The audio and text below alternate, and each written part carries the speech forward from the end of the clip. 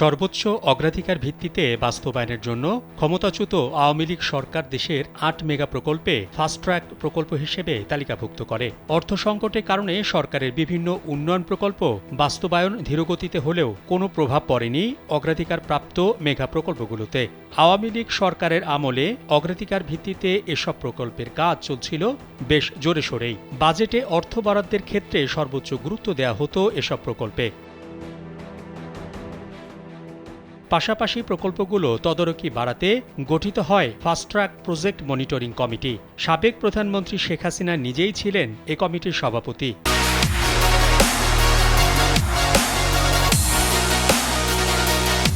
ফাস্টট্র্যাকভুক্ত mega প্রকল্পগুলো দ্রুত বাস্তবায়নের জন্য আগে ৩ মাস পর পর মনিটরিং কমিটির বৈঠক হতো, কিন্তু অন্তর্বর্তী সরকারের মেয়াদ ৫ মাস পেরিয়ে গেলেও কোনো বৈঠক অনুষ্ঠিত হয়নি। নেই কোনো পর্যালোচনাও। প্রকল্পগুলোর বিষয়ে সুনির্দিষ্ট কোনো দিক নির্দেশনাও দেয়নি অন্তর্বর্তী সরকার।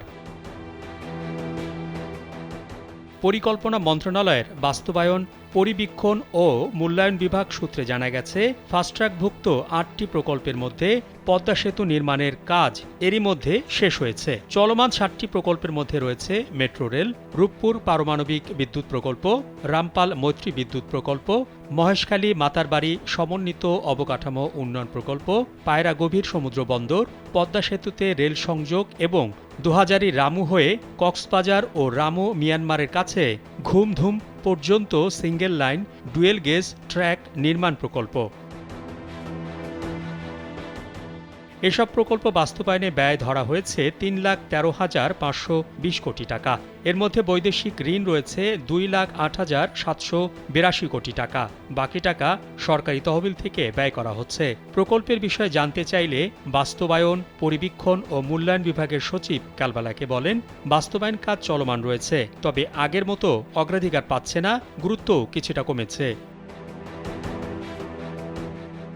বিআইডিএসের সাবেক মহাপরিচালক কালবেলাকে বলেন, রাজনৈতিক বিবেচনায় নেয়া ও কম গুরুত্বপূর্ণ প্রকল্প হলে সেগুলোর বিষয়ে সিদ্ধান্ত নিতে পারে বর্তমান সরকার। তবে প্রত্যাশা থাকবে বর্তমান অর্থনৈতিক পরিস্থিতি বিবেচনায় জাতীয় গুরুত্বপূর্ণ প্রকল্পগুলো বাস্তবায়ন কাজ দ্রুত শেষ করা।